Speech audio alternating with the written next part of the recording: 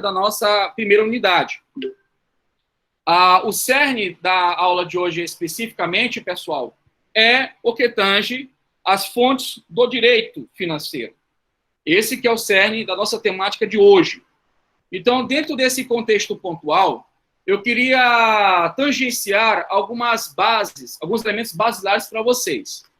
Bem, essa informação pontual nós encontramos especificamente, pessoal, categoricamente, em Introdução ao Estudo do Direito e, quiçá, se for, nós encontramos em Civil 1 ou em alguma área introdutória. Lá no inventário de vocês, vão encontrar fontes do direito financeiro. Então, está dentro da ementa e é um assunto que, quiçá, ignorado por alguns, cobrados. A gente tem uma prepotência de não levar em consideração essas partes iniciais do direito. E no que tange o direito financeiro, é sim objeto de indagação e de perguntas. Então, vamos, nesse sentido, analisar primeiramente o que é uma fonte do direito. Bem, falarmos de fonte do direito é falar de nascente. Aliás, a expressão direito vem de directum ou directum, que significa à direita, significa direção. Quando você fecha um negócio com alguém, hoje em dia a gente está colocando o cotovelo, né, ou a mão fechada por causa da Covid-19. Né? Mas até milênios atrás, sempre houve um cumprimento com a mão direita. Mesmo os romanos cumprimentavam de fato o braço, mas sempre era o braço, a mão direita. Não havia a mão esquerda ou o pé, né? Não, a cumprimentação sempre foi com a direita. Por quê? Porque a mão de firmeza é a mão da verdade e sempre olhando aos olhos. Porque dizem, né, que os olhos é a chave da pessoa, da alma. Então, a pessoa firmemente, olha, estamos fechando o negócio. Infelizmente, a razão da Covid, a tendência é, de certa maneira, a mudança de alguns paradigmas. Nós podemos ver, inclusive, nos bebedouros. Bebedouro agora é só com a torneira e você levando o copo. Ninguém mais bota a boca ali para beber, só na torneira. Pois bem, então, a palavra direito vem de directum ou dirigere. Qualquer livro de introdução você encontra isso.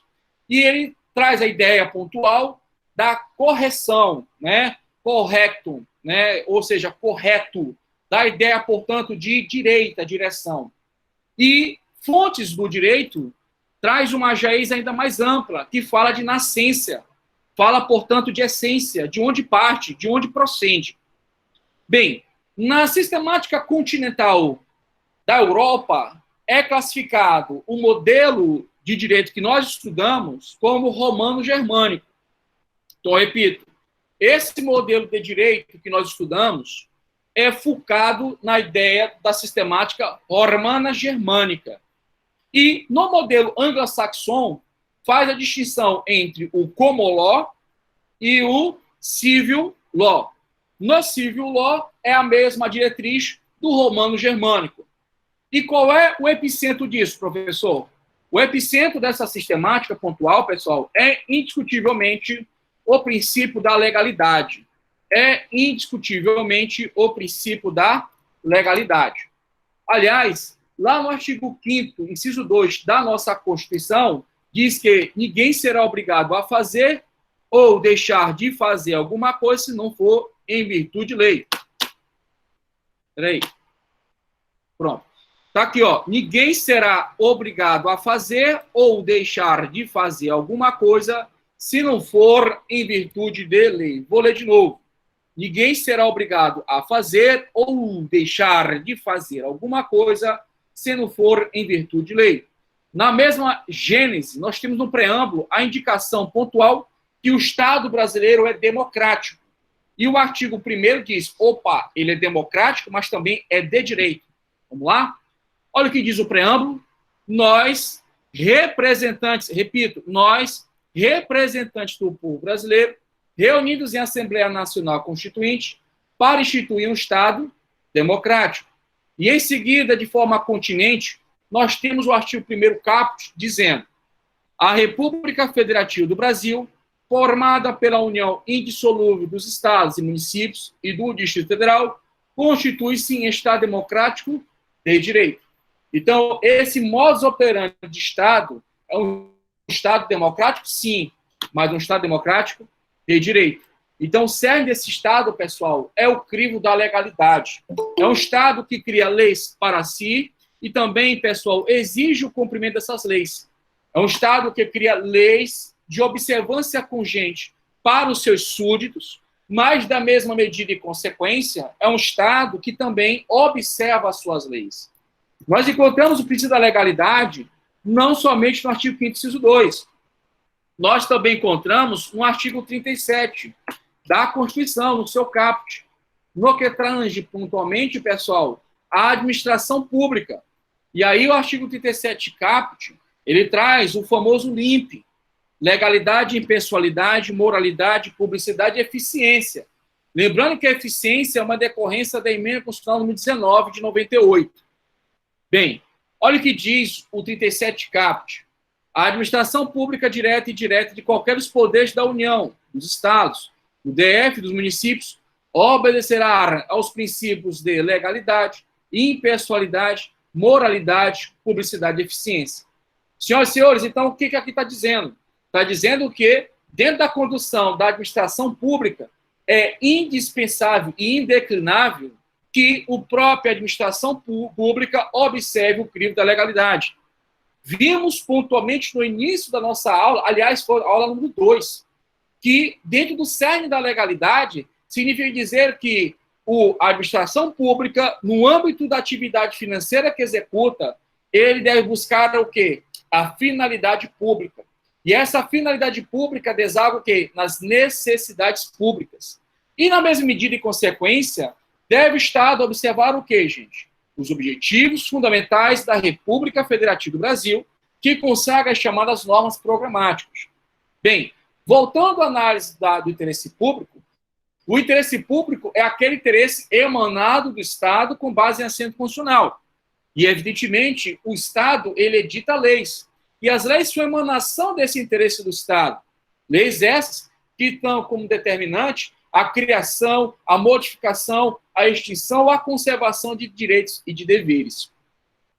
No mesmo cerne, pessoal, nós temos pontualmente o artigo 150, que fala da ordem econômica e financeira, que fala do sistema tributário nacional.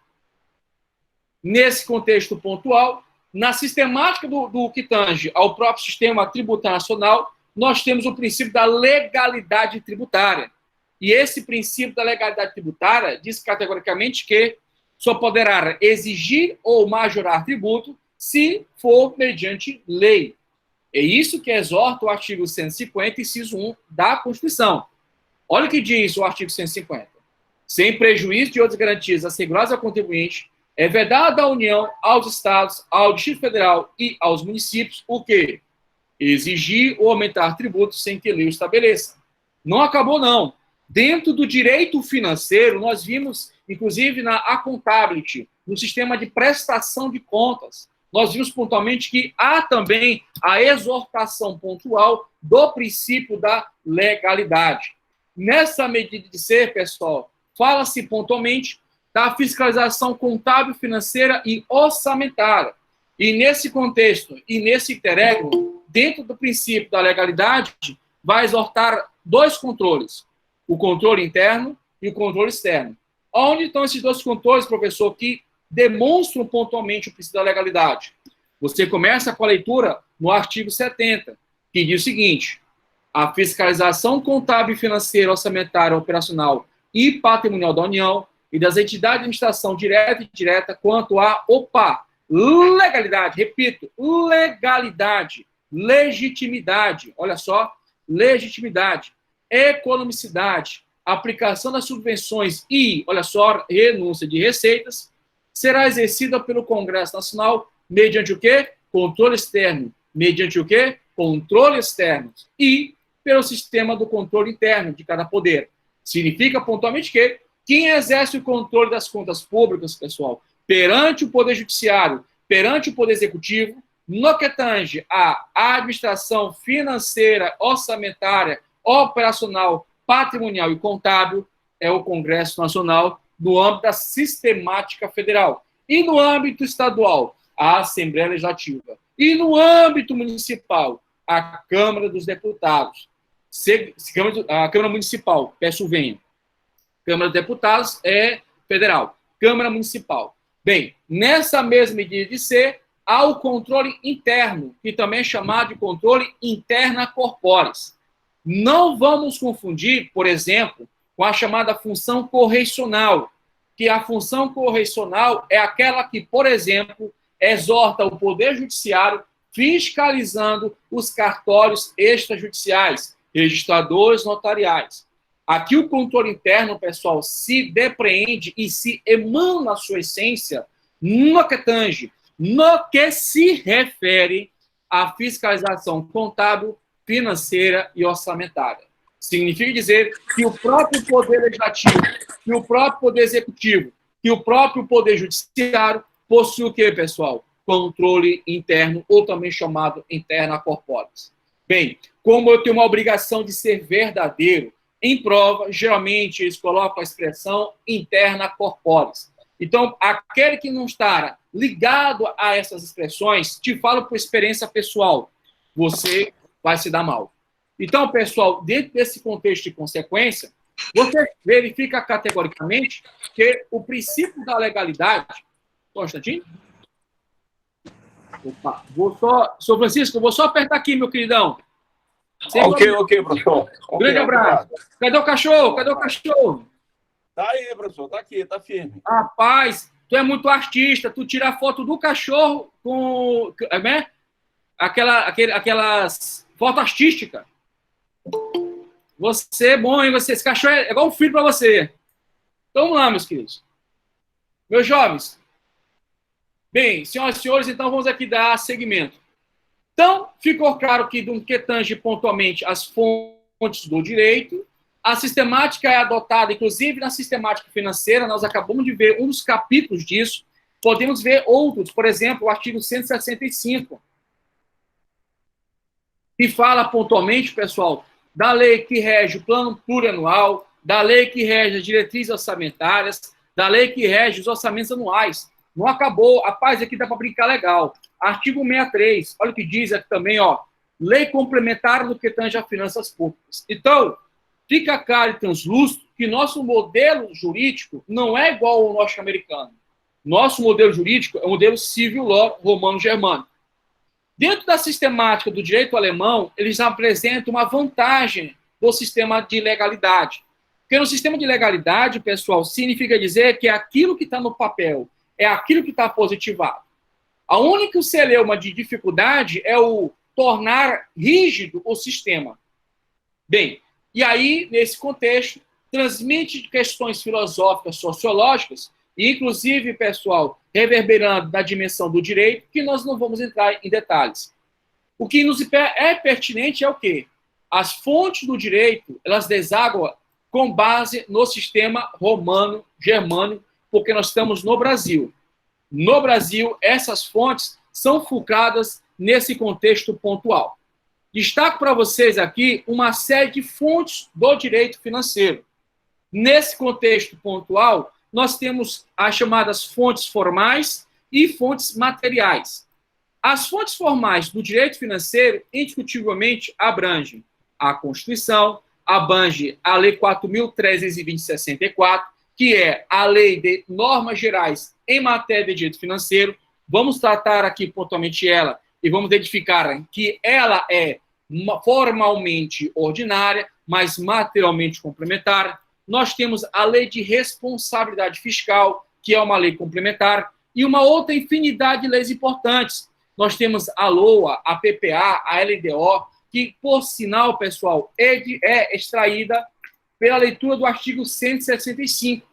Olha aí, pessoal, lei do plano plurianual, lei de diretrizes orçamentárias dos orçamentos anuais. Coloquei também para vocês do âmbito do Estado do Maranhão. Então, é uma tríade de leis que regem tanto no âmbito federal quanto no âmbito estadual, enfim, em toda a sistemática normatizante brasileira. Então, trazer pontualmente... Alguma dúvida? Assim, uma dúvida, porque eu estava percebendo que praticamente... Diga lá, meu jovem. Sim, 90% das leis, das fontes formais do que vem no direito financeiro, elas são assim, elas não são perenes, elas são leis que são feitas especificamente para uma determinada data, né? Como a LOA, como o plano plurianual, ou seja, elas vão se adequando por período, são leis sazonais, né? Eu estava observando assim, elas não são leis como assim, como o Código Civil, como o penal, o direito administrativo. Então, elas são leis que elas são feitas por um determinado período, né? Não é isso? Ou tem alguma... Assim, o que eu percebi que essas fontes não são fontes perenes, são fontes que elas se adequam durante esse um determinado período de tempo, né? O senhor está dizendo que elas são as fontes do direito financeiro, elas não são perenes? Não, assim, as leis, por exemplo, a lei orçamentária de 2000 para 2020, o plano plurianual... Deixa eu... Tá, entendi. Ou seja... Entendi. Bem, eu vou lhe falar de uma forma bem objetiva para o senhor entender o que eu queria dizer. A palavra perene vem de perennis, P-E-R-E-N-N-I-S. Não fica assim, eu estudei muito direito romano e eu pensei, inclusive, em fazer letras. Gostei, sempre chamo de latim. Então, algo que é perene é algo que se eterniza. Perennis, né? P-E-R-E-N-N-I-S. Ou seja, algo que tem a eternidade. A lei, ela é algo que tem eternidade. Ocorre que, como o senhor bem falou, só que não todo o sistema. Eu não posso dizer que a normatividade legal que rege o plano plurianual, as diretrizes orçamentárias e os orçamentos anuais, pelas próprias palavras anual, elas sejam perenes. Então, com todo respeito, eu inclusive, nós citamos muito para conversar sobre direito. Então, com modéstia de minha parte, eu concordo em parte com o seu raciocínio, inclusive um raciocínio interessante. Porque essas três modalidades de normas, elas não são perenes. Elas têm um fluxo ontológico de terem, portanto, um lapso temporal de existência. Vou trabalhar, por exemplo, essa normatividade aqui, ó. Essa LOA aqui. Vou jogar aqui para o senhor. E para a turma também, claro. Vamos aqui. Se formos buscar essencialmente a conjectura, fica claro que ela não é perene. Olha o que ela diz no artigo 1º, a LOA 2020. Vamos lá. Esta lei estima a receita da União para o exercício 2020. Então, é uma normatividade que tem um ponto de feedback temporário. É por esse exercício. Mas isso não exorta por parte dela que, por exemplo, a lei de responsabilidade fiscal ela não se eterniza até que venha outra lei. Então, eu, com todo respeito e modéstia de minha parte, eu interpreto que existe uma sistemática de normatividade que nasce por si só para, aproveitando o seu termo, perene, né? Ou seja, para se eternizar. Mas, em contrapartida, nada impede que, com base na lei de introdução às normas do direito brasileiro, que possa haver modificações. Tanto é que nós temos aqui, na própria sistemática normativa, mudanças de pensamento, nós temos aqui o MADIM, e temos também mudanças normatizantes. Então, isso não significa dizer que todo esse conjunto aqui de leis seja necessariamente perene. Mas eu entendi seu raciocínio. Seu raciocínio é top, gostei, seu Gelson.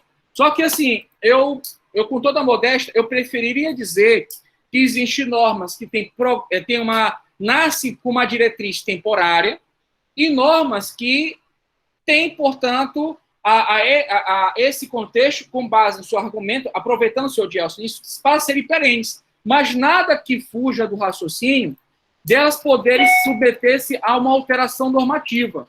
Até porque a própria literatura jurídica diz pontualmente que, salvo disposição no artigo 1º da lei de introdução, a lei começa a entrar em vigor no todo o país 45 dias após de oficialmente publicada.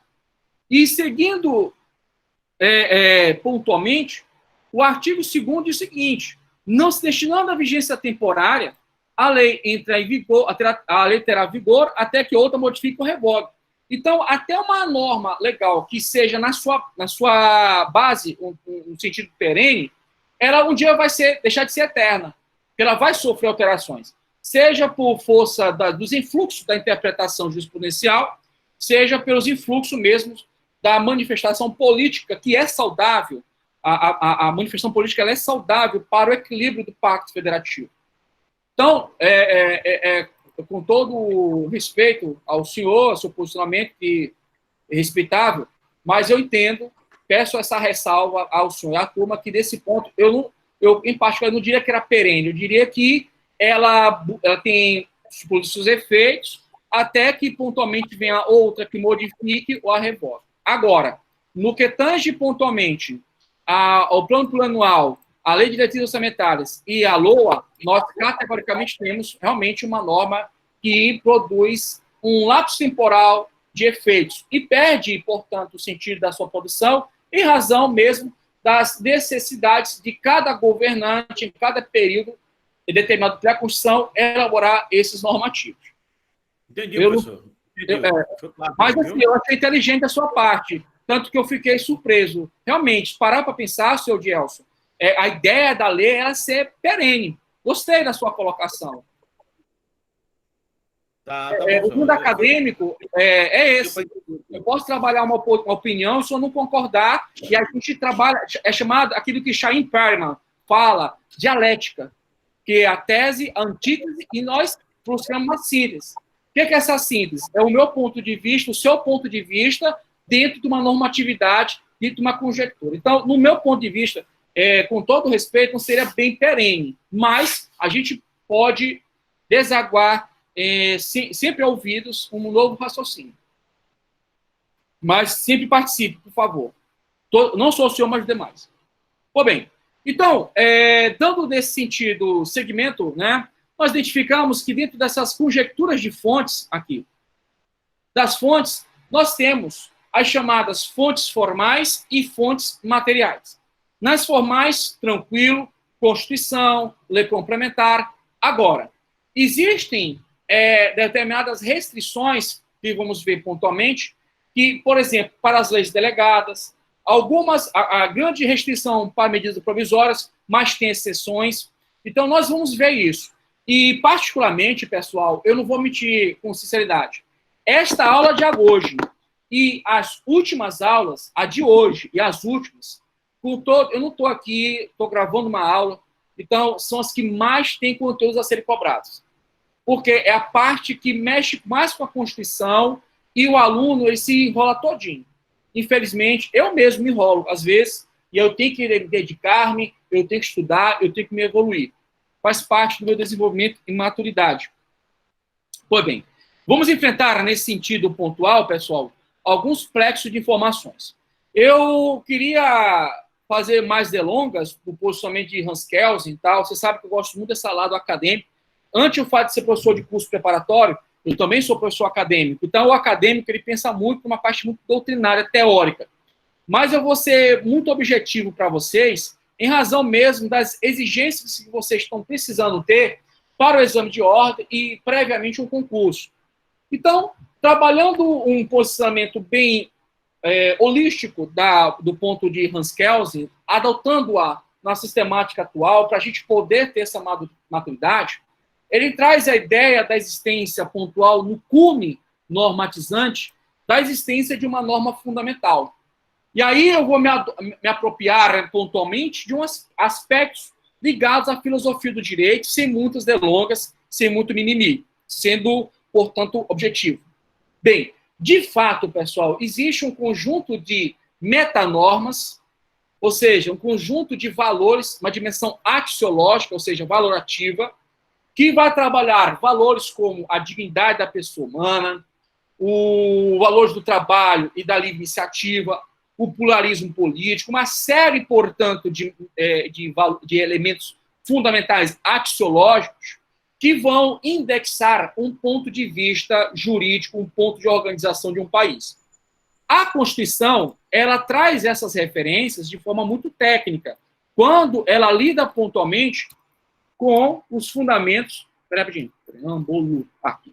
Quando ela lida pontualmente, pessoal, olha só, com os fundamentos da República Federativa do Brasil. E aí ela vai trazer esse extrato pontual de valores, de uma dimensão axiológica. Nesse sentido pontual, ela leva em consideração a soberania, a cidadania, a dignidade da pessoa humana, os valores sociais do trabalho, da livre iniciativa e o pluralismo político. Isso não significa dizer que ela ignora outros valores.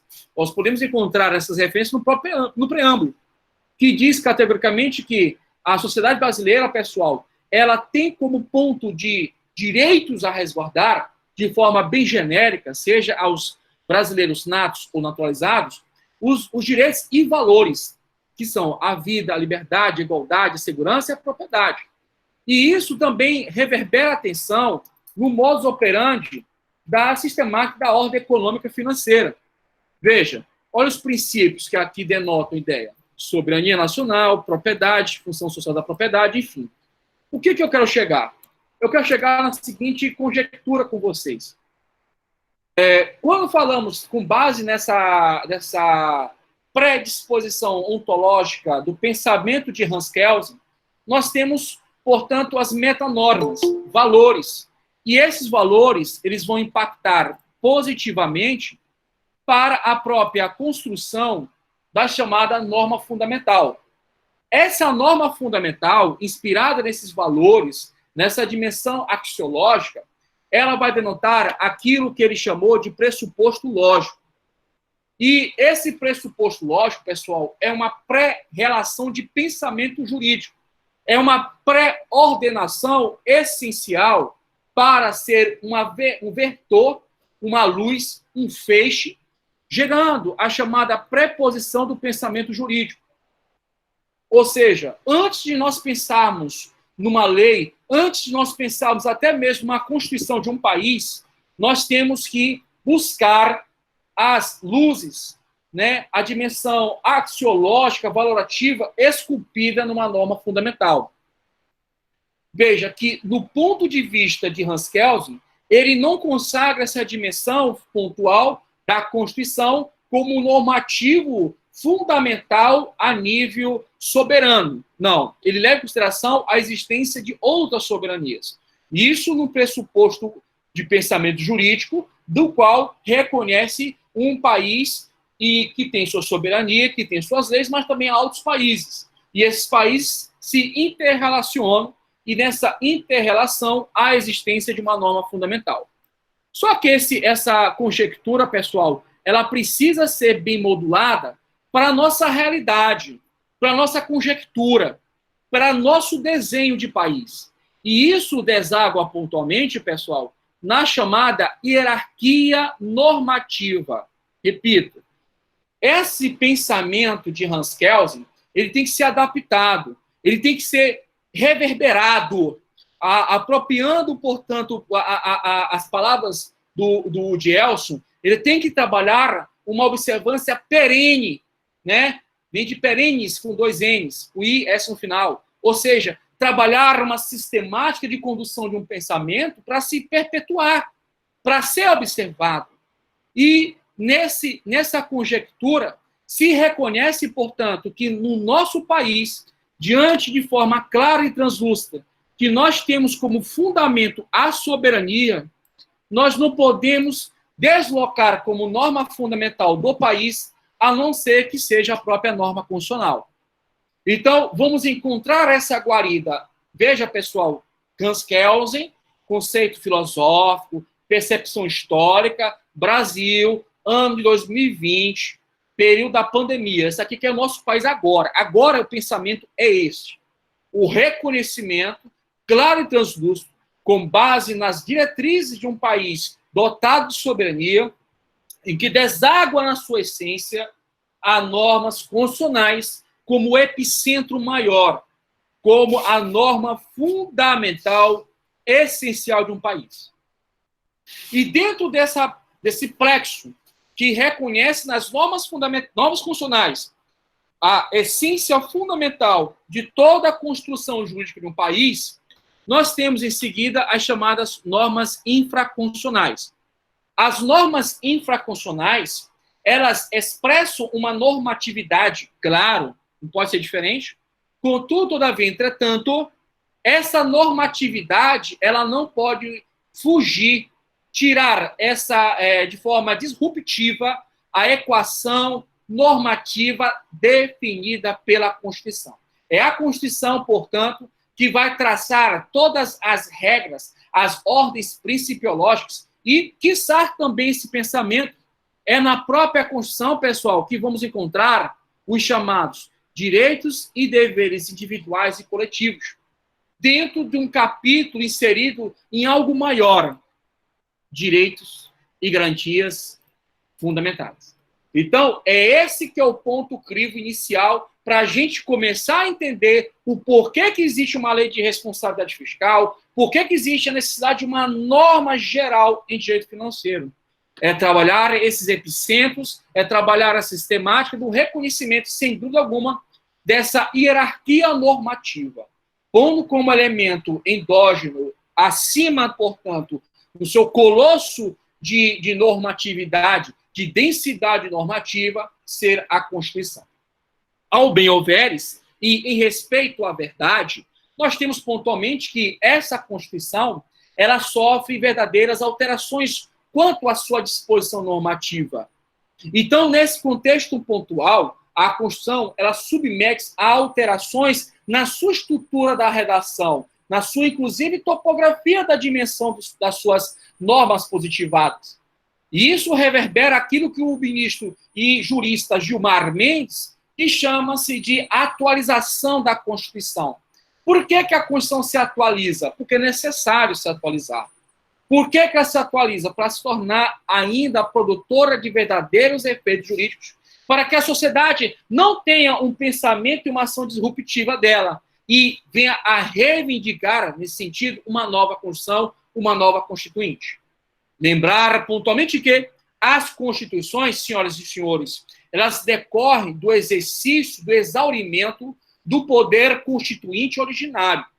Esta Constituição bonita que ela é, como norma constitucional, ela decorre do poder constituinte originário. E as alterações que são aquilo que o jurista e ministro Gilmar Mendes bem adequa na sua obra e nos seus julgados, especialmente a sua obra, que é a referência que eu tive, ele adequa no sentido pontual que essa atualização que é dada na Constituição, ela reverbera pontualmente por meio, evidentemente, de emendas constitucionais. Mas não é somente as emendas constitucionais que denotam a ela atualização. Nós também temos um fenômeno que é chamado de mutação constitucional, que para alguns, como o jurista e também professor Pedro Lenza, aponta do chamado poder difuso. Então, dentro dessa conjectura, nós temos as normas constitucionais como epicentro de normatividade, o epicentro maior. Agora, veja, em seguida, nós temos as normas supralegais, as normas legais e as normas infralegais. Não vou me adentrar tamanhamente em estudos acerca das normas supralegais, que, primeiramente, pessoal, elas não são inseridas na conjectura como verdadeiras fontes do direito financeiro. Isso eu falo de forma objetiva, direta. Então, o que eu posso falar aqui para vocês sem a gente ficar muito em rodeios e mimimi, sendo objeto, também, mas também sendo com uma densidade de conhecimento e respeito e prestígio ao seu tempo e à sua pessoa. Então, o que nós podemos tratar de forma bem clara? Primeiramente, que existe a possibilidade de tratados e convenções internacionais cuja temática material é os direitos humanos, em que, observando pontualmente o procedimento de aprovação dados às emendas constitucionais, em especial atenção à emenda constitucional número 45 de 2004, em que vem, portanto, a tratar acerca dessas normas supralegais, nós teremos uma norma que é, nesse sentido, dotada de status constitucional.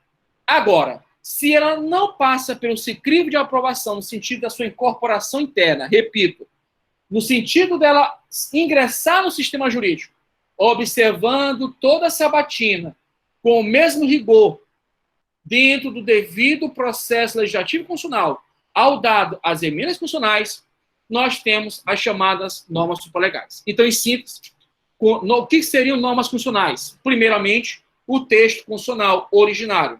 Segundo, as emendas constitucionais.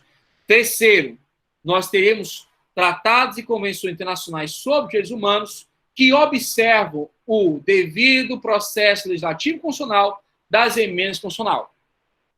Observado o devido processo legislativo constitucional das emendas constitucionais, nós teremos, portanto, normas constitucionais. Mas se esses tratados, se essas convenções internacionais, mesmo tratando sobre direitos humanos, que não observe o crivo do cerne desse sistema de aprovação que é dado às emendas constitucionais, ele vai ficar abaixo da Constituição e acima das leis, ou seja, no status de norma supralegal. Beleza? Tranquilo? Isso aqui não tem a ver com a nossa disciplina, mas está na minha frente e eu não vou ignorar. Bem, seguindo o barco, agora sim chegamos pontualmente no grande norte de normas que inflamam, pessoal, serem fontes do direito financeiro. Nessa conjectura pontual, eu não posso discutir, eu não posso ignorar categoricamente a importância, a primazia de uma série de normas que vão reger o sistema financeiro nacional. Mas, para tanto, temos que ter em mente que mesmo as emendas constitucionais, que são normas constitucionais, nós temos as leis complementares, decretos legislativos e resoluções com status normativo de normas primárias. Então, se são normas primárias, é porque toda a jaez da sua estrutura normativa, pessoal, ela reflete necessariamente as diretrizes constitucionais. Mas, professor, como é que isso aí é organizado na prática? Na prática, é fundamental a leitura do artigo 24 da Constituição. Por que isso? Porque, na prática, nós temos que ser objetivos. Na prática, o artigo 24, ele vai dizer como é que surgem essas normas primárias. Ou melhor, quais são as diretrizes básicas para surgir essas normas primárias. Primeiramente, nós temos que reconhecer que a matéria do direito financeiro, a matéria que envolve orçamento, que também é direito financeiro, ela está compreendida na competência legislativa concorrente. Isso é uma jaez importante, porque isso vai direcionar, isso vai impactar objetivamente e de forma proativa para nós entendermos que toda a atividade executada pelo legislador justamente para criar e edificar normas, fontes do direito financeiro, devem primeiramente observar o quê, gente? Que tratar de direito financeiro é tratar de competência legislativa concorrente. Pessoal, já houve objeto de indagação pontual? Quais seriam as unidades federativas que se valem da competência legislativa concorrente? Eu lembro, se vocês foram meus alunos de constitucional, ou se vocês estiveram assistindo a primeira aula aqui, inclusive uma aula gravada, eu falei para vocês da polêmica das correntes, em que tratam pontualmente do tratamento jurídico da matéria do direito financeiro, do direito tributário, do direito orçamentário, enfim, quanto à inclusão ou não dos municípios. Bem, o meu posicionamento é legalista, constitucionalista, e eu não vou me furtar daquilo que foi prestigiado pela própria Assembleia Nacional Constituinte. O sentimento constitucional, como fala o Adila Mego Bullos, o sentimento constitucional, o pensamento constitucional, à época, é que somente a União, Estados e Distrito Federal exercessem efetivamente a competência legislativa concorrente. Com todo respeito, com toda modéstia, com todo o entendimento, com toda a sensatez de um eterno aprendiz, de um eterno estudante, não vejo diferente disso. Mas, nessa conjectura, a solução é dada quanto à atribuição dos municípios, no que tange pontualmente o artigo 30, no seu inciso número 2, que diz o seguinte: compete aos municípios legislar de forma que suplementar, repito, de forma suplementar a legislação federal e estadual no que couber. Veja categoricamente que, com base nesse raciocínio, trabalhando, portanto, uma visão ou uma óptica, né? Falando de nervo óptico, do P de óptico, né? Então, o pessoal botou muita ótica, né? Mas é nervo óptico, com P. Então, trabalhando uma óptica constitutiva de uma visão sistemática da Constituição, nós temos, indiscutivelmente, pessoal, que os municípios, eles também podem legislar de forma mais suplementar na matéria de direito financeiro, na matéria de direito tributário, orçamento. Dentro de uma seara, dentro de uma diretriz, o que, gente? Suplementar. Isso, aliás, eu coloquei aqui para vocês, eu ia colocar mais, mas eu coloquei uma questão que trata disso. Porque aquilo que se faz, aquilo que eu falo, aqui eu provo. Eu não fico de enrolação. Dentro dessa conjectura, o que o candidato ou a candidata, senhora e senhor, deve ter em mente? Você deve ser fulcrado esse pensamento mais na legislação, na Constituição e na jurisprudência. Eu nunca esqueci a época do meu avô, que passou para o meu pai e chegou a mim. O teu melhor argumento é a Constituição. O teu segundo melhor argumento é a lei. Mas o teu argumento derradeiro é o teu bom senso. Só que a gente vê muito hoje em dia a circunstância que envolve a jurisprudência. Então, se meu pai e avô estivesse vivo ainda, saudosamente falando, com todo respeito, aliás, quem sou eu? Eu diria, pai, meu avô chama de pai, porque ele me criou, eu amo demais. Pai, eu discordo do seu raciocínio, porque agora, no meu tempo, é a jurisprudência, o terceiro argumento, que é o que mais a gente vê. Está aí a prova, a súmula vinculante.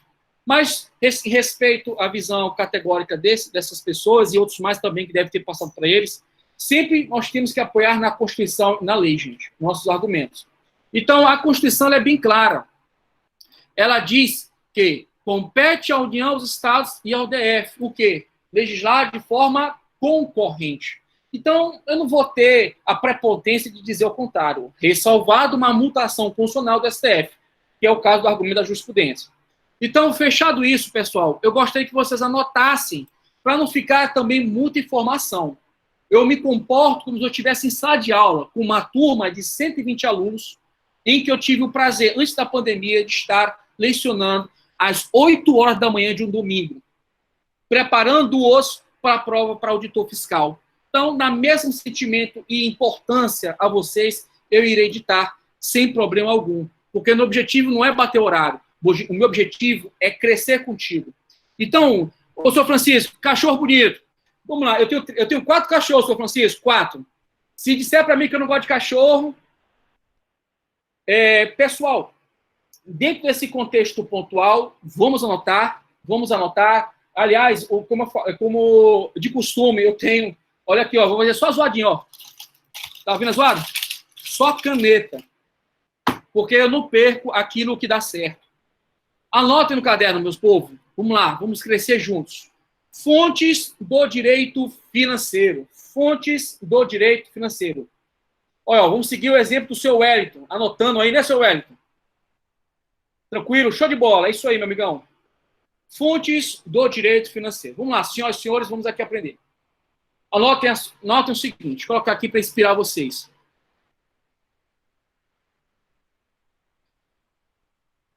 No que tange as fontes do direito financeiro, no que tange as fontes do direito financeiro,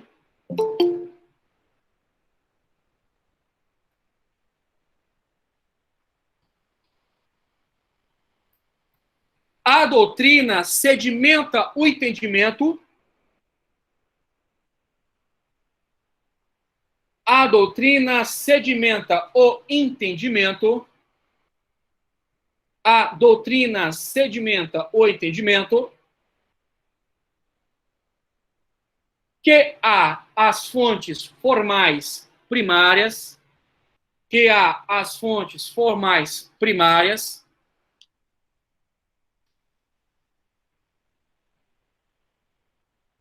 coloque entre parênteses,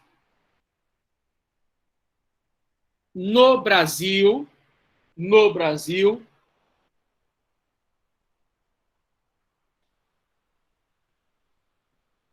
sistema romano-germânico, sistema romano-germânico, sistema romano-germânico, fecha parênteses.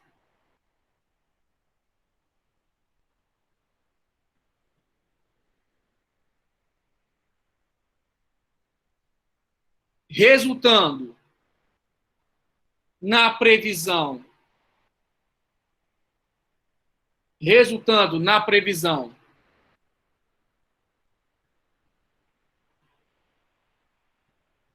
da Constituição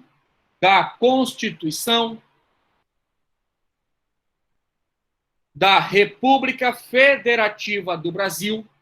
Aliás, pessoal, estou aqui onde eu estou é um ambiente de estudo, por sinal. Acho que ajuda até, só sentar aqui com vários livros já me dá um ânimo. E eu estava, inclusive, conversando com minha esposa, teve pontualmente questões de prova oral, que o candidato, ele respondia Constituição Federal. Pessoal, cuidado com isso. Acabamos, inclusive, de olhar uma videoaula do professor de um curso falando. O coerente, pessoal, não que seja errado, mas o coerente é você realmente tratar a expressão Constituição da República Federativa do Brasil, ainda mais de 88 ou de 5/10/88. Então, infelizmente, o examinador, às vezes, ele cria uma cisma por um detalhezinho bobo. Mas a gente está lidando com pessoas que gostam de você ou não gostam de você, que se simpatizam na hora com você ou não se simpatizam com você na hora.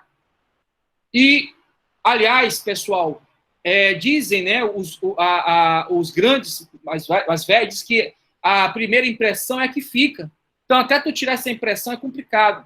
Então, vamos colocar realmente, tá? Não custa nada. Constituição da República Federativa do Brasil de 88. Ou, se você quiser, CRFB/88. Tá? Bem, Constituição da República Federativa do Brasil de 88, vírgula. Leis complementares. Aí nós temos 2 pontos. A título de exemplo,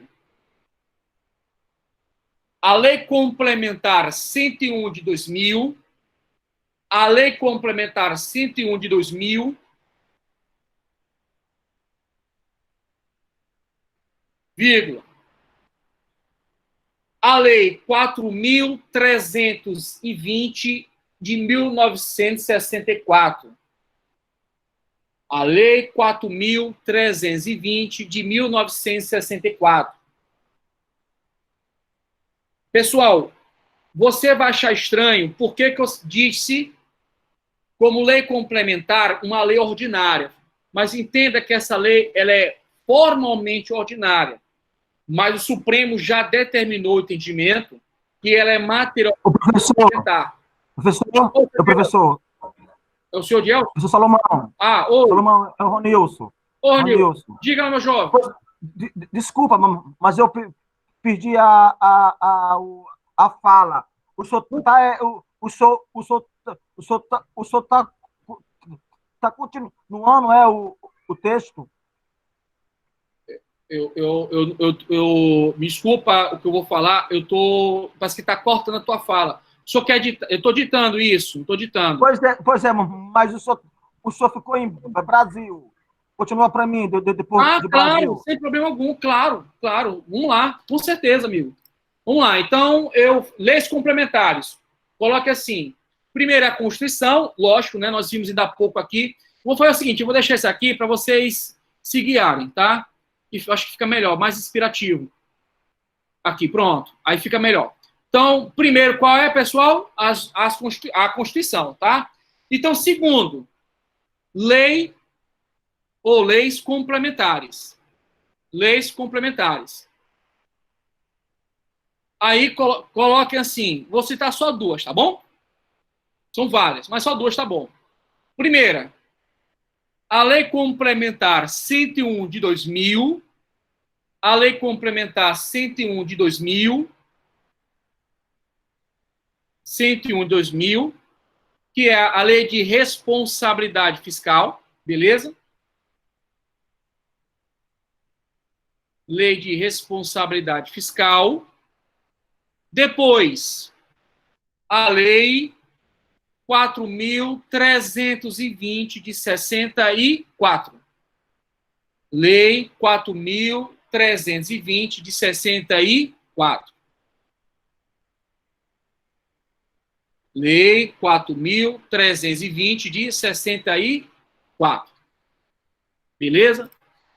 Pessoal, agora vamos partir para as leis ordinárias. Eu não vou adentrar em todas. Vou falar das principais a nível de prova, tá? Leis ordinárias. Seria, portanto, a terceira categoria de leis, no que tange às fontes formais primárias do direito financeiro. Meu foco é o direito financeiro. Vamos lá, pessoal. A lei do plano plurianual, a lei do plano plurianual, a lei do plano plurianual, a lei de diretrizes orçamentárias, a lei de diretrizes orçamentárias, a lei de diretrizes orçamentárias e a lei orçamentária anual. E a lei orçamentária anual. Professor, acabou? Não. Bem, pessoal, em direito penal, tem uma parte que ela é passível de ser cobrado em OAB, tá? Depois eu mostro para vocês em que sentido, em que questão. Só que, quando é cobrada, pessoal, é um tema ligado ao direito financeiro. É como eu falei para vocês, o direito financeiro, ele é muito, mas assim, é como se fosse, eu gosto do Sodiels, que ele fala em percentuagem. É como se fosse 70% até 80% Constituição. Pode parecer que não, mas é. E os demais são as leis mesmo. Então, lá no Código Penal, aliás, vou colocar aqui a lei para vocês, é melhor. Que é a Lei 10.028,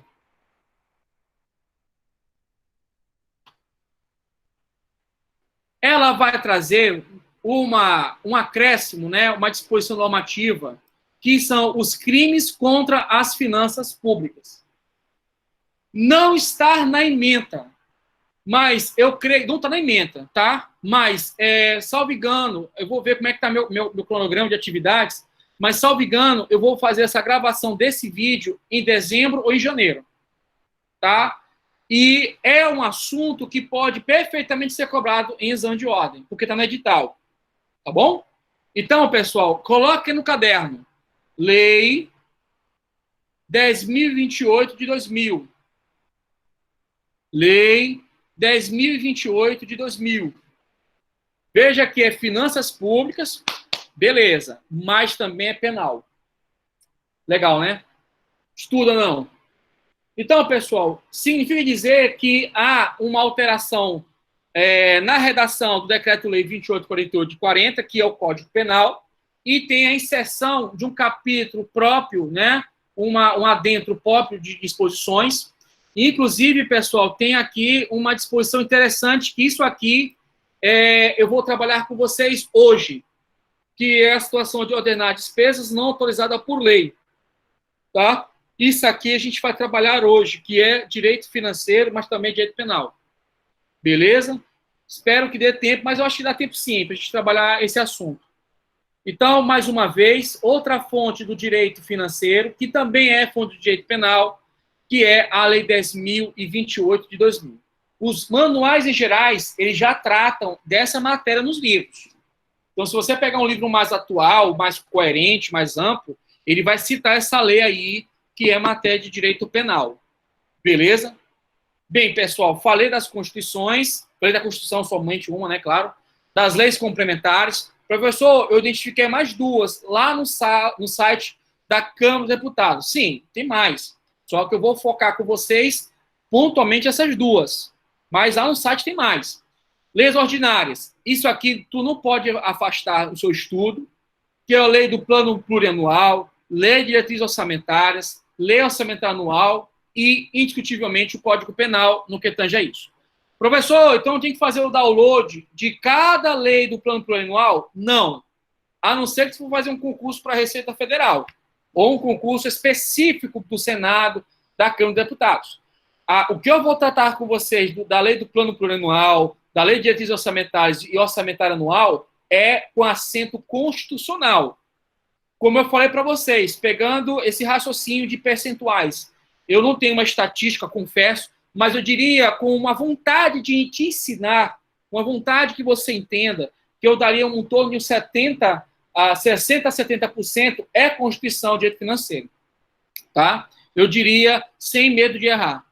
Então, dentro desse sentido, nós vimos como fonte a Constituição, como fonte as leis complementares, como fonte as leis ordinárias. Agora, pessoal, um ponto polêmico mesmo. Medidas provisórias. Bem, eu vou chamar a atenção para vocês acerca das medidas provisórias. Aliás, pessoal, eu até coloquei aqui o crédito orçamentário, né? Crédito especial orçamentário, né? Em razão do combate à Covid-19. Bem, depois eu mostro, melhor. Então, vamos lá. Artigo 167, no seu parágrafo 3º, que vale o crédito extraordinário. Esse crédito extraordinário, pessoal, inclusive, nós tivemos para combater a pandemia, para combater, no caso, atualmente, a pandemia da Covid-19. Depois, aqui no material, eu vou te mostrar. Bem, vou ler primeiro, depois você coloca aí no caderno, tá bom? Bem, vamos lá. Olha o que diz o parágrafo 3º do artigo 167 da Constituição. Diz o seguinte: a abertura de crédito extraordinário somente será admitida para atender a despesas imprevisíveis e urgentes, como as decorrentes de guerra, comoção interna ou calamidade pública. Gente, isso aqui vai cair numa prova da OAB. Isso aqui dá com cara de OAB. E te digo mais, constitucional. Observar o disposto no artigo 62. Gente, presta atenção. Então, veja, aqui nós estamos falando de uma situação excepcional, ou melhor, excepcionalíssima, em que medida provisória é fonte do direito financeiro. Então, pessoal, coloque no seu caderno a seguinte expressão: medidas provisórias,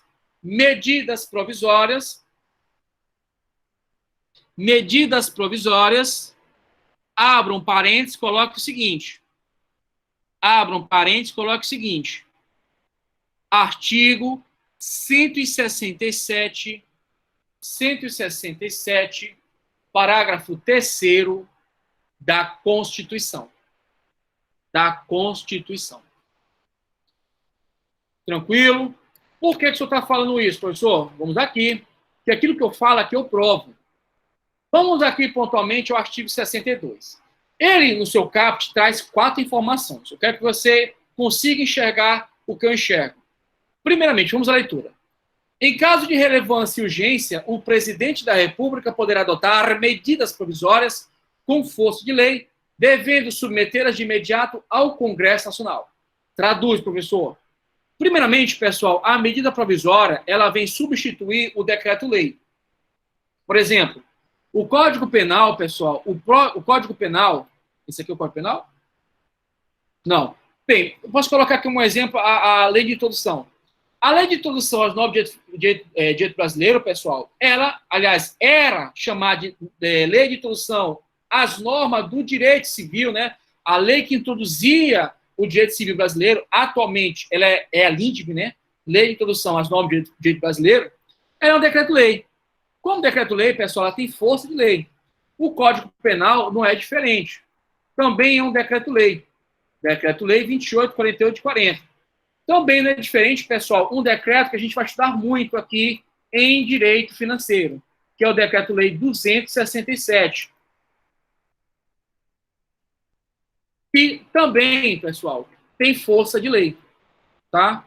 Então, veja, esse decreto-lei era um ato normativo emanado do presidente da República que simplesmente, pessoal, não passava por todo um crivo de sabatina do Congresso. O que a Constituição fez? Para evitar esse comportamento, esse pensamento que é restício da ditadura, trouxe para o Brasil o pensamento estruturado do direito constitucional italiano, que é a previsão das medidas provisórias. Você tem que trazer esse ponto crivo de raciocínio do porquê dessa mudança, olhando pontualmente, pessoal, a conjectura de como é que é fisicamente o Congresso Nacional. Olha aqui, ó. Se você olhar aqui o desenho do Congresso Nacional, você vai enxergar duas balanças. Uma balança virada para cima e outra para baixo. Teve até um aluno que chamou, pessoal, as bacias, né? Pois é, mas é uma bacia que lembra uma balança da justiça. É uma balança do equilíbrio. Uma bacia para frente, né? Assim, vou usar até a expressão dele. Uma bacia para cima, né? Do peso da balança, que é a bacia para cima, e uma bacia que é a balança para baixo. Tá aqui. Essa bacia ou essa balança para cima, pessoal, vai designar o povo vindo abertamente à Câmara dos Deputados. E a Câmara dos Deputados, ela tem várias referências históricas quanto à sua origem. Eu destaco uma que é a Câmara dos Lordes, do modelo do constitucionalismo inglês, em que dentro de uma conjectura da Revolução Gloriosa, em combate, portanto, pessoal, aos imperativos de um monarca totalmente desvirtuado da vontade do seu povo, na pessoa do representante dos barões ingleses, nós vemos a conjectura, inclusive, de uma situação em que se fez necessário a criação de um órgão de cúpula próprio para fazer voz ao povo. Aliás, o artigo 1º da Constituição diz que todo poder emana do povo, que o exerce por meio de seus representantes, eleitos ou diretamente nos termos desta Constituição. Em seguida, nós temos aqui a balança ou a bacia para baixo. Tá? Eu prefiro balança, que é para baixo. Que significa dizer que esse órgão aqui, também de cúpula, vai representar uma reunião de pessoas com maior grau, portanto, de vivência parlamentar, um grupo de pessoas que não tem tamanha necessidade de estar ouvindo a voz do povo em si, porque ela vai ouvir uma voz mais integrada, mais homogênea. E o que é essa voz homogênea? A dos estados e do Distrito Federal. É a voz das 27 unidades federativas que compõem a República Federativa do Brasil. A palavra Senado vem de senatos, que significa Conselho de Anciões. Esses anciões, pelo menos em tese, né, gente, representam, portanto, os estados, os interesses dos estados, os interesses legítimos do Distrito Federal. Ou seja, a voz de todo um pensamento homogêneo. Então, ouve a voz de grupos, povo, e a outra vê uma integridade maior, que é a região, que é o distrito. E isso foi necessário ser implementado na medida provisória. Porque senão ficava fácil, gente. O presidente da República edita um decreto-lei, tem força de lei, e vai aí o parlamento sem muita representatividade. Nessa mesma JAES, nós temos duas situações endógenas para a sua ocorrência, relevância e urgência.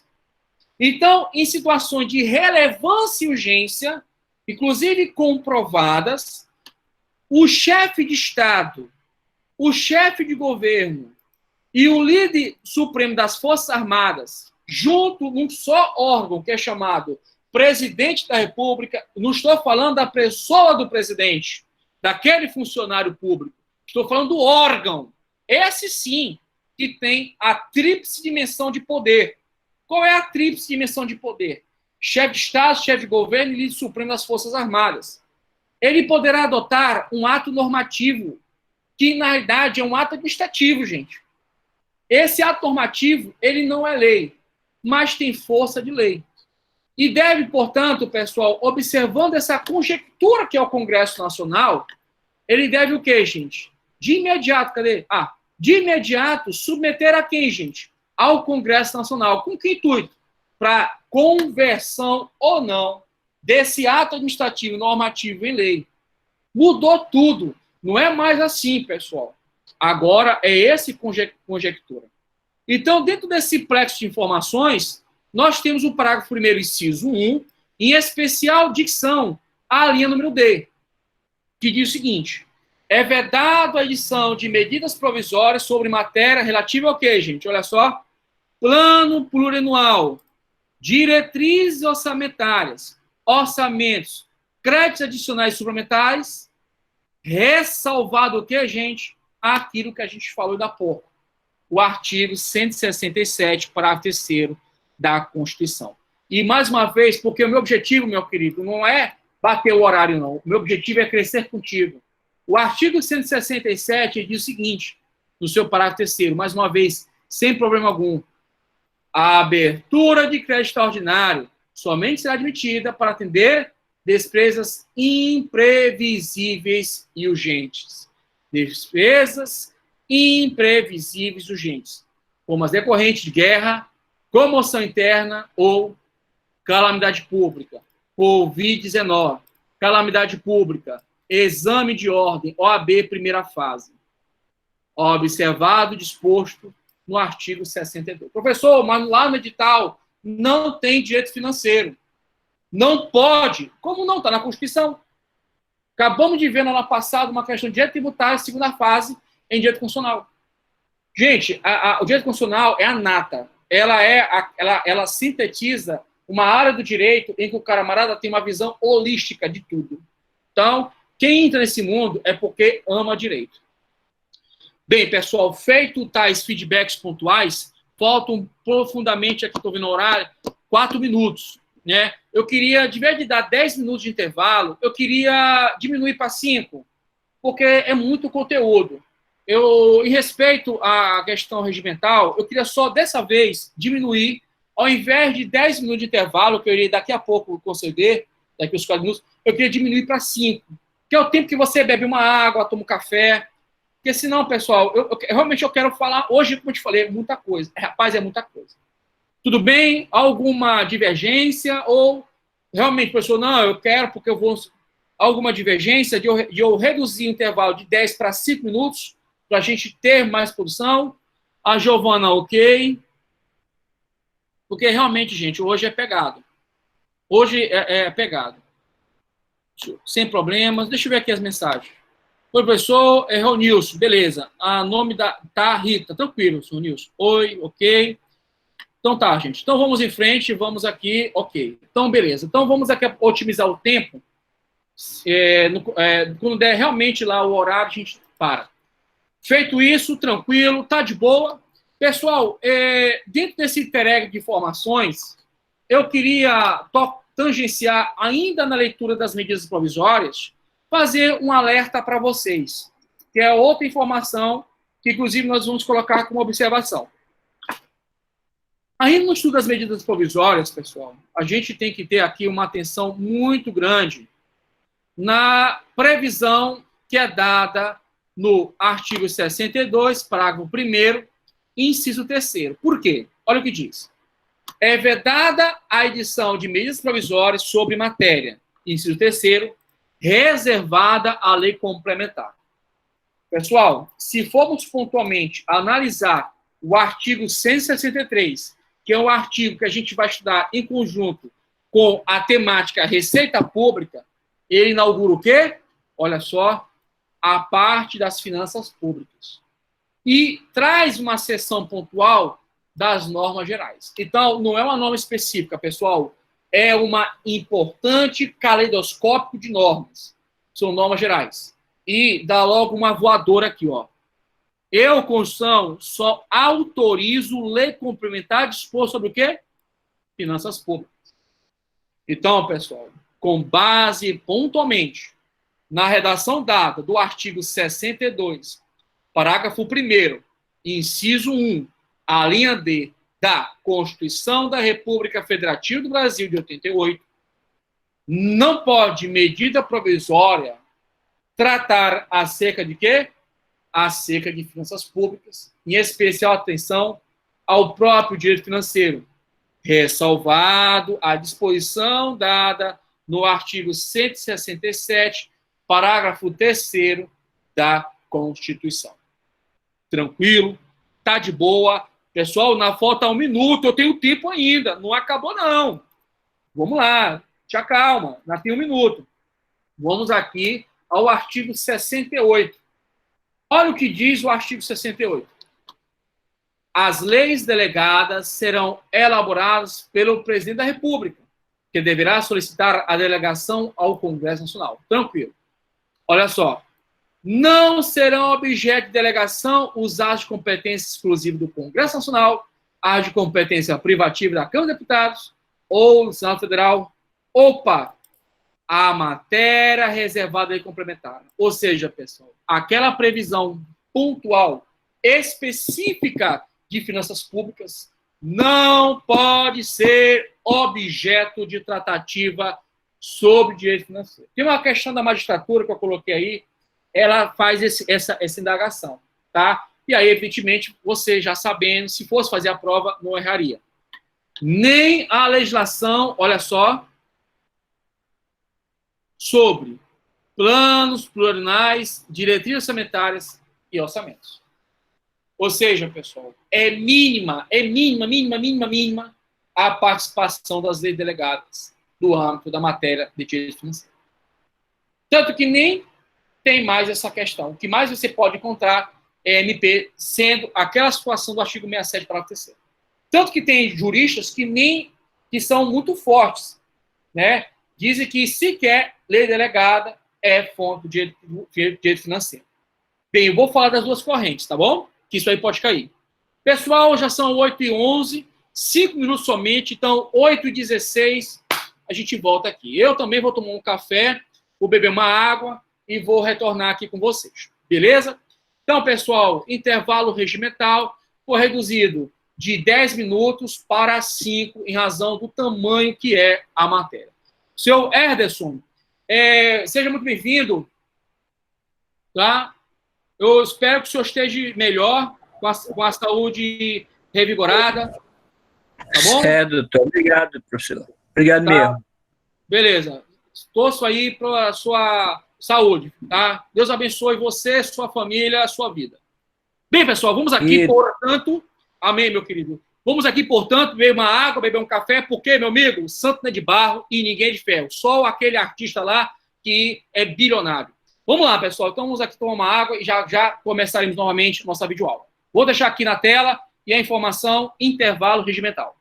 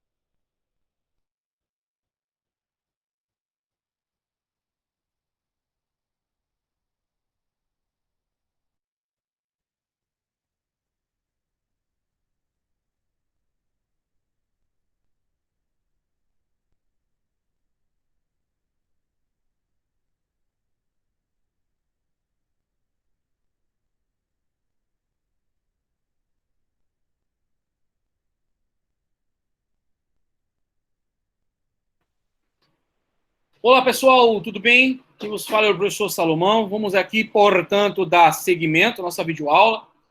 Bem, mestre, me indique um livro de direito financeiro. Bem, lá no início do curso, eu tenho uma aula, pontualmente, da apresentação. Pronto, da disciplina financeira. Não tem problema, não. A gente fala aqui numa boa. Ó, aí, nesse conteúdo de matérias, nós temos aqui a indicação da obra de Kiyoshi Arada, Direito Financeiro e Tributário, 27ª edição. Esse aqui é o livro que eu tenho, né? De fato, eu tenho. E esses livros aqui tem na faculdade, tá? 2018, de Ricardo Lobo Torres. Eu tive como base, fonte dogmática da disciplina foi Ricardo Lobo Torres. Agora sim, pessoal, se você quer uma leitura mais acessível e ter um livro mais completo, tanto para direito tributário quanto financeiro, é o Arada. Inclusive, até em termos de preço, foi a mesma pergunta que o aluno perguntou, da pouco, também foi reverberado novamente. Então, pessoal, não tem problema. Estou aqui mesmo, é contigo. Tá? Então, quem fez a indagação, eu recomendaria o Kiyoshi Arada. Agora, pessoal, uma leitura mais contemporânea, um camarada que, inclusive, tem questões de concurso, é o Alisson Leite, Manual de Direito Financeiro, tá? Essa edição 2019. Eu, particularmente, eu tenho a edição número 2016 2017 dele, já um pouco já defasada. Mas me parece que, inclusive, esse livro aqui foi um dos pedidos meus. Meus pedidos da faculdade foi o Arada, foi o Regis Fernandes de Oliveira, Alisson Leite, e esse aqui já estava na programação de pedidos. Então, esses 3 livros aqui foram minhas indicações mesmo. Bem, tem um livro que também foi minha indicação, que é Carlos Alberto de Ramos Filho, do professor Pedro Lenza. Ele tem muita, mas muita questão, cara. Esse aqui, em relação a Alisson Leite, ele tem muita questão. Mas o aluno gosta muito do Alisson Leite porque ainda é um pouco clássico e tal. Se você for pegar a classificação de fontes do direito de Alisson Leite, ela não bate 100% com a que eu estou te apresentando. Ele traz uma previsão de fontes primárias, primárias e secundárias, que ele é uma interpretação pessoal dele, transmite uma visão de interpretação pessoal, que eu respeito, lógico, mas ela não é muito feliz em algumas questões. Mas ele é, inclusive, professor de curso preparatório, tal. Então, é um cara bem legal de estudar, mas nesse ponto, no que tange a minha matéria, a gente não bate muito um com o outro. Mas, se você quiser ter o livro dele. Então, professor, eu quero um livro tranquilo, um livro completo para tributário e financeiro agora. Então, tributário e financeiro agora é o Arada. Tem uma visão objetiva, ele não é um cara que tem muito rodeios, tá? Ele chega direto ao ponto. E eu acho, dentro de uma sistemática de estudo, ele é muito interessante para a gente poder começar a lidar com o direito financeiro. Tá? Então, isso aqui está lá, inclusive, antes da gente fazer as videoaulas pelo Google Meet, a gente fazia a gravação e jogava no YouTube. Eu tenho um canal do YouTube, gente, tá? Eu tenho um canal do YouTube, para quem quiser tá lá nos acompanhando. É interessante. Tem muita gente que também quer estudar outras matérias, não só a financeira ou tributária. Quem quiser nos acompanhar, terá um maior prazer. Da minha programação, eu tenho, a partir de dezembro, eu vou fazer estudo dos informativos. Informativos STF, STJ, que é interessante para uma segunda fase, tá? Seja segunda fase em constitucional, seja segunda fase em direito financeiro, direito financeiro não tem, mas direito tributário, em direito administrativo, em direito civil, aí eu vou empresarial também. Enfim, a gente vai ter esses cursos informativos, tá bom? Então, recapitulando, pontualmente, eu a recomendaria, tá? Deixa eu ver quem me perguntou, por obséquio, foi o Wellington. Que susto. Tá, Aconteceu alguma coisa aí do vídeo? Então, senhor Wellington, eu recomendaria particularmente esse livro aqui, Pontual do Arada, né? Que eu acho Arada. Eu sugeri, inclusive em termos de preço. Mas se você quer realmente comer livro para uma prova mais para frente, né? Porque financeiro não é ainda a exigência atual para a OAB. Mas não, professor, eu quero já me preparar pontualmente para um concurso para a AGU, para a magistratura, para a promotoria, etc. Eu preferia o professor Harrison Leite, Manual de Direito Financeiro, oitava edição, Salvador, edição Jus Código. Beleza? Tranquilo? Tá ok, meu querido. Então vamos em frente, estamos de boa. Bem, pessoal, como eu vim para falar para vocês, o assunto, vou aceitar aqui, o assunto é muito longo, é uma das aulas maiores que nós vamos ter, é a de hoje, tá? Tanto que eu estou, obrigado, tanto que por mais que eu esteja especificamente, como eu vou dizer, fazendo a apresentação da disciplina, eu estou pontuando aquilo que é mais essencial, justamente porque é indispensável para o teu conhecimento. Bem, como eu havia falado para vocês, vamos colocar aí uma observação no canal de vocês, para a gente poder avançar tranquilamente, tá? Como qualquer aula. Anotem no caderno. Vamos lá? No que tange as fontes formais e primárias, no que tange as fontes formais e primárias do direito financeiro,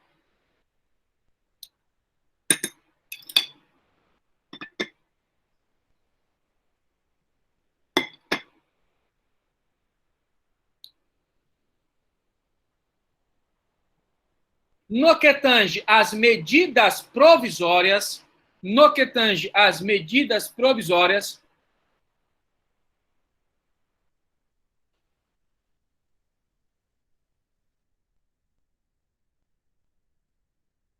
o artigo 167, parágrafo 3º da Constituição, somente autoriza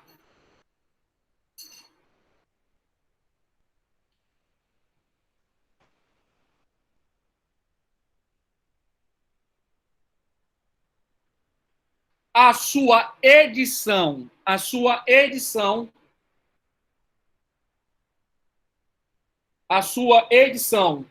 no campo do direito financeiro, no campo do direito financeiro,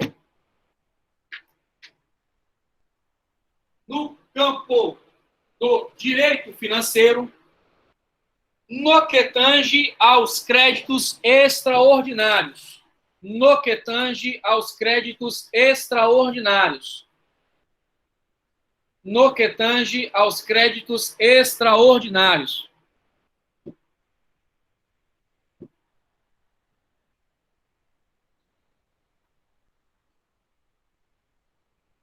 Visando a atender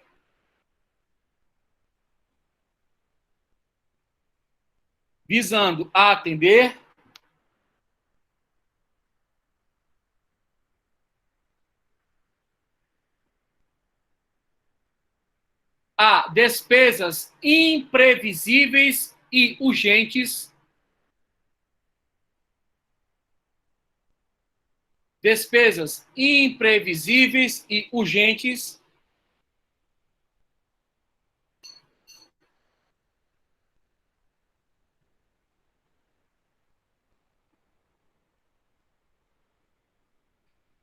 decorrentes, né? Decorrentes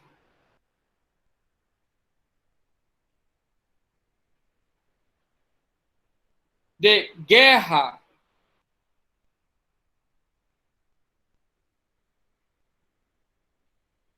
comoção interna ou calamidade.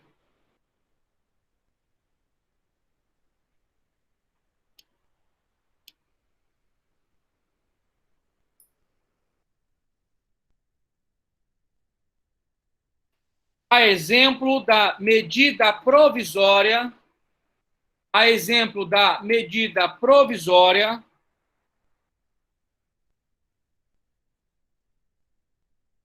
a exemplo da medida provisória,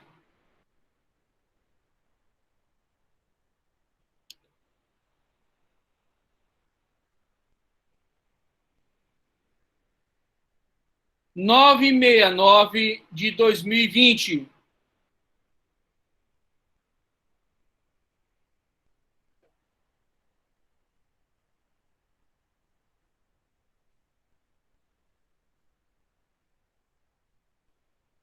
Relativo à abertura de crédito extraordinário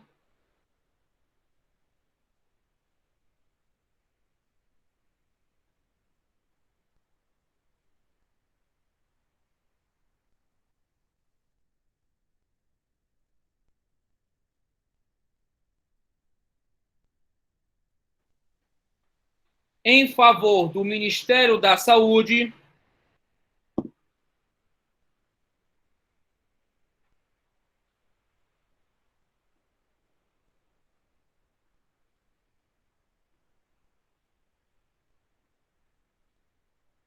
para o enfrentamento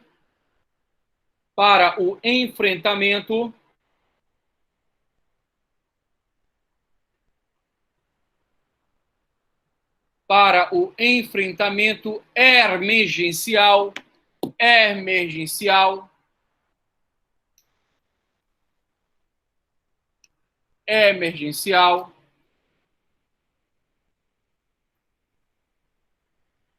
decorrente do coronavírus.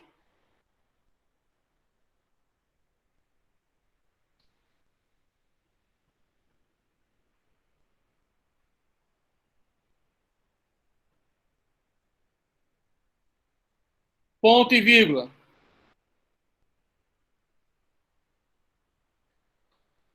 Trata-se de segunda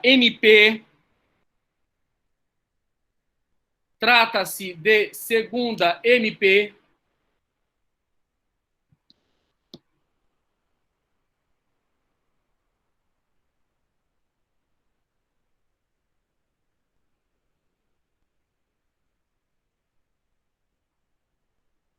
Após a promulgação da emenda constitucional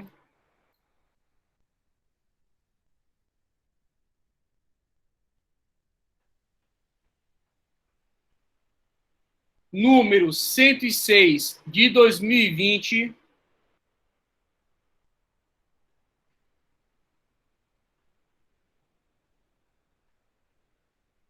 intitulada Orçamento de Guerra.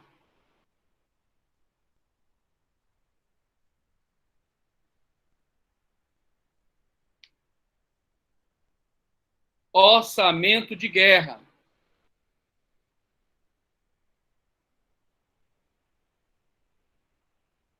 Orçamento de Guerra.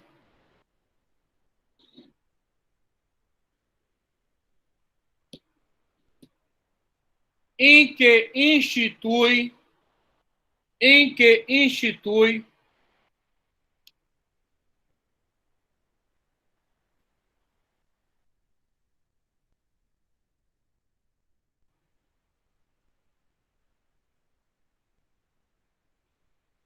o regime extraordinário fiscal,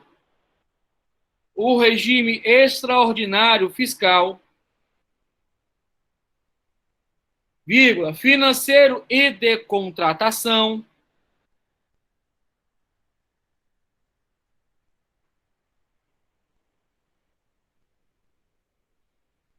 vírgula,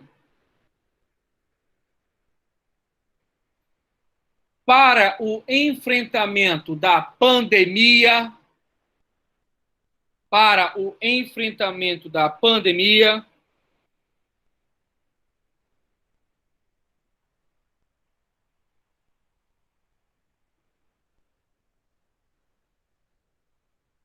dispensando o poder executivo,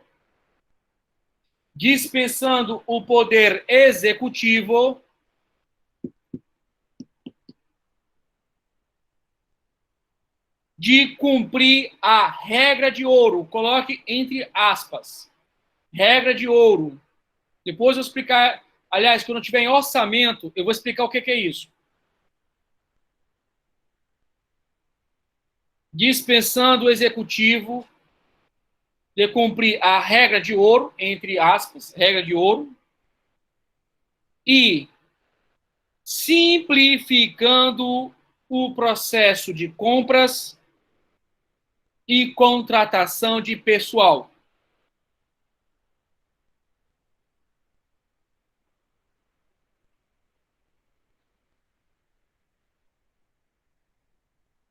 Ponto, parágrafo.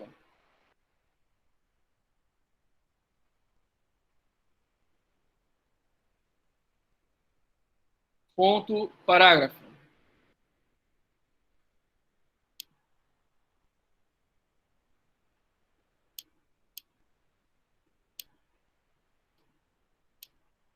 Ponto, parágrafo. Coloca assim.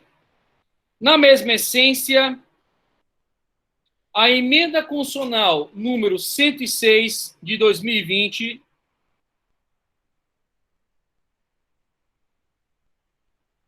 apresenta poderes inéditos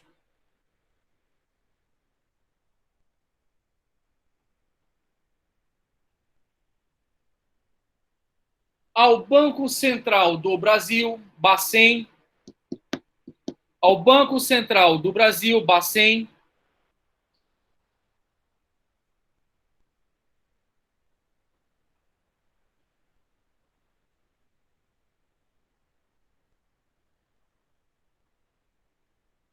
que poderá atuar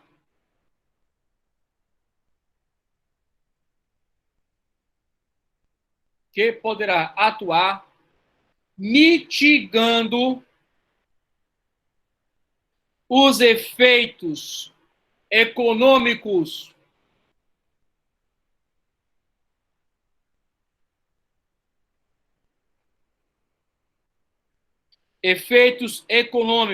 negativos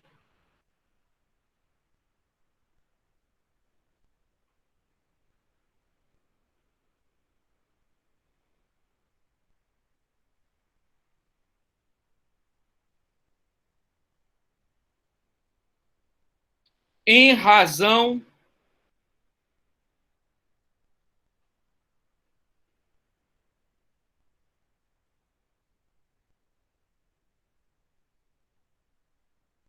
do endividamento e estagnação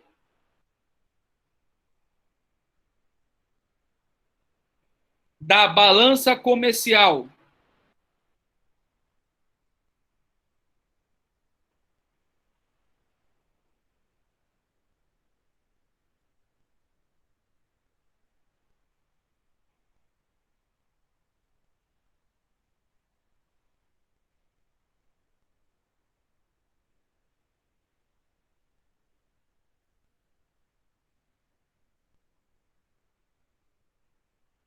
beleza, pessoal? Tranquilo?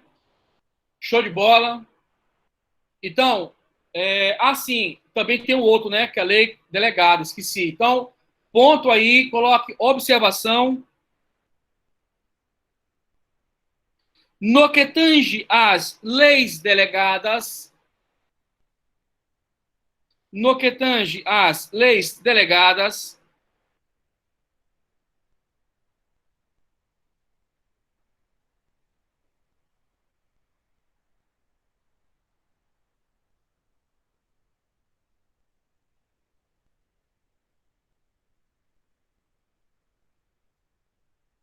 vírgula, a Constituição não as considera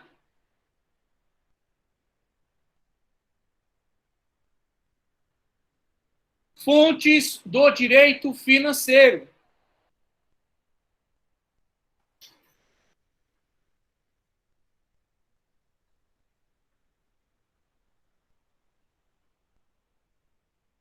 fontes do direito financeiro.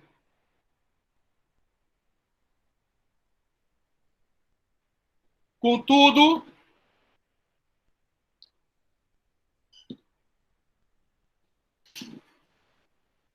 assuntos que exorbitem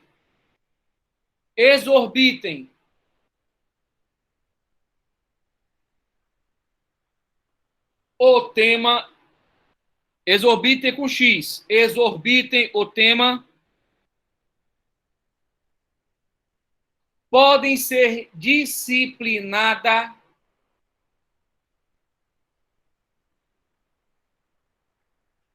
via lei delegada.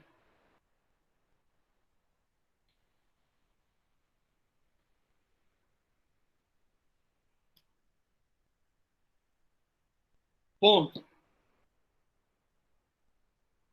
Bota assim, vale ressaltar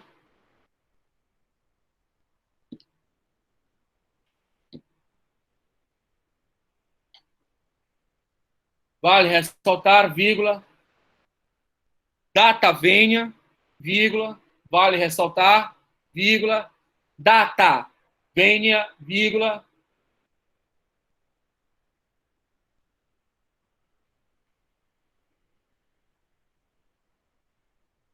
não reconhecemos qualquer medida, não reconhecemos qualquer medida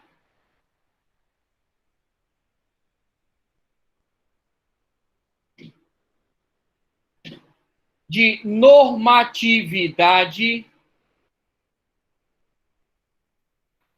emanada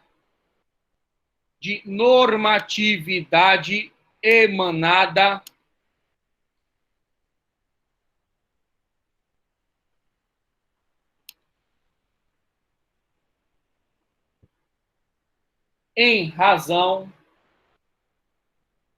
das leis delegadas.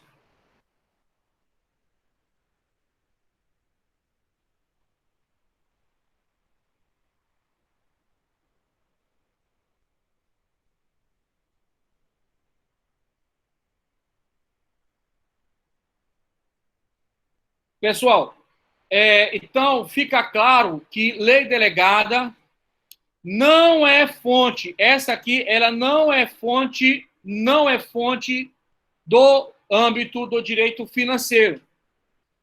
Não tem nenhum sentido quem defenda que há possibilidade de certos temas que exorbitem especificamente o direito financeiro possam, de via oblíqua, disciplinar o direito financeiro. É a mesma coisa de você fatalmente entrar no entendimento que existe sempre uma brecha constitucional, uma brecha legal.